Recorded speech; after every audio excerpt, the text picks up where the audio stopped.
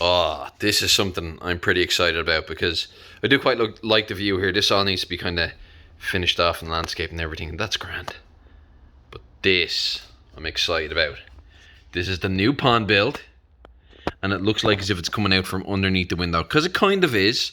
It's going right the way up to the edge underneath here, and we've got the pond here. We've got a wetlands bog filter back here. But one of my favorite things about this setup is that you can sit along this custom bench and enjoy it up on this area here, which doubles up as a desk. You can also, if you want, feed the fish out the window, because this whole area here, I was going to do this as a water catchment area, rain catchment area, but you know what? It's too good an opportunity to waste. The fish can actually be fed out the window here. It's going to be awesome. I do want to put like a little seat here if I can, or have an area here for just chilling out, being able to look along the way here. But wetlands bog filters going back in there where those bricks are, and there's going to be 2 spillways, one there and one there, coming back in, and they will kind of catch the water and bring it down here. This is about chest deep, and this is about waist deep, this area here. There's a couple of shelves all along here, and shelf there, a little shelf there underneath as well. So I'm pretty excited about it. And just put duckweed, Eladia in, and there's live creepy crawlies and that came from an unheated setup.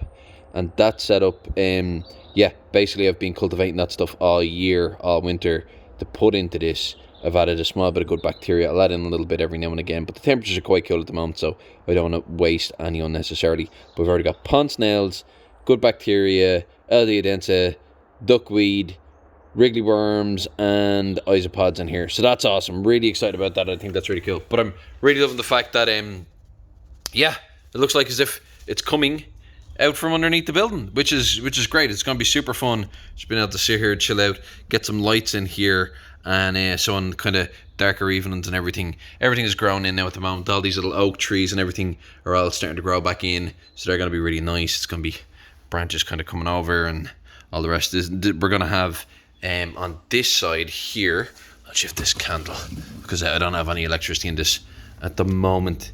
There'll be a cantilever decking coming over here, just hanging over the edge of the pond, so you'll be able to hang your feet in, have the fish nibble them, and then building up the wetlands bog filter back here. So that's going to be a huge wetland bog filter back there. And the overall capacity for this now at the moment is running somewhere in the region of about, I've measured 5,500 litres. So yeah, pretty excited. It's funny, it doesn't look as big at the moment because there's nothing for scale reference, but you're talking about 16 feet front to back, 6-7 feet wide, and like that, 4 to 5 feet deep, about 4.5 feet deep there, and 3.5 foot back there as well.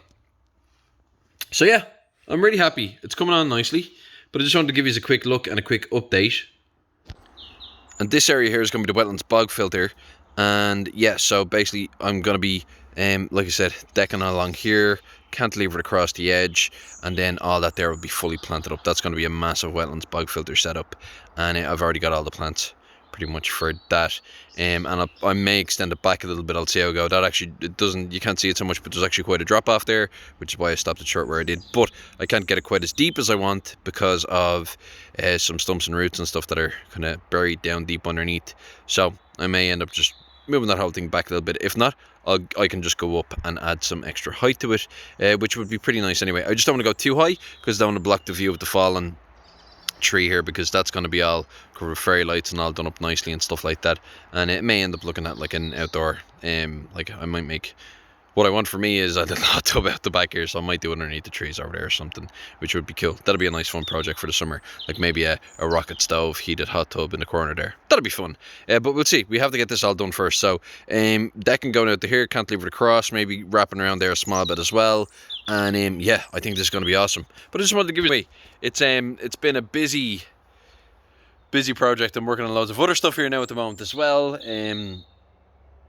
Floors and desks and walls and electrics and all sorts. And I just need to get this pond done, dusted, ready to go, so that when the warmer weather kicks in, all of the fancy single tails that I have, so they're Oranda hybrid common goldfish, and they're super cool. They're like a really hardy, slightly chunkier common goldfish with a with kind of a little bit of wen on their head. They're really nice fish actually, but I bred them to be hardy outdoors in a way that an Oranda isn't, but a little bit fancier than an Oranda. But also they're kind of like bulldozers because they're kind of super chunky, but they powerful with that single tail. So I think they're going to be really good in with even like bigger like common goldfish and even koi and stuff like that. I want the females to be super hardy basically, and not be kind of subjective to like males, giving them a bit of hassle and stuff like that if they're put in with commons and stuff. But I really want them to be outdoor hardy, so that's why I mixed the common goldfish in with them. And I think that they do look nice top down as well, and they've got nice colours and patterns. They're quite bright and stuff as well, so really excited about getting those in. But this is the pond where they're going to be getting upgraded from like a 40 gallon that's connected to my fancy goldfish pond now at the moment, that they're heated in for growth, and that they've been kept in over winter, so they're all having the time of their life now at the moment. But when the temperatures get up enough, they'll go into this setup, and they are going to get such a massive upgrade. Going from like a 40 gallon to 5,500 litres is quite the upgrade. But the thing is, they're getting super growth in there and everything. Actually, some of them I've put into the main pond with my fancy Orandas and stuff like that, my ranchos and all, because I just want them to have that little bit of extra space.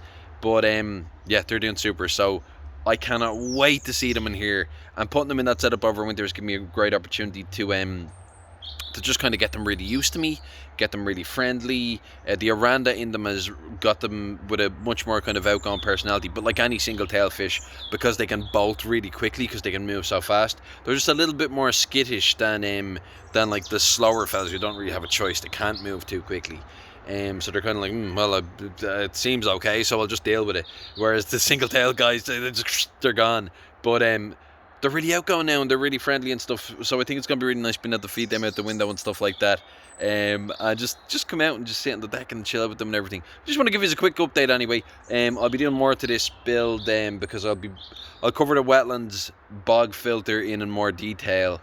And I've put some videos up on this on my TikTok channel and stuff like that as well, just the joy of aquascaping. And I've been kind of doing a little bit of a build on that, just a couple of updates over the last few days. So if you're interested, you want to check that out, feel free. But yeah, I'll be putting more videos on here when I'm doing the wetlands bog up filter, because like that's the key. That's like the hero in this whole setup. It's what keeps everything super good. The water quality, it keeps it amazing. It just breaks down the fish waste in a way that just isn't done by, you know, more mechanical based systems where you're having to add in loads and loads of good bacteria.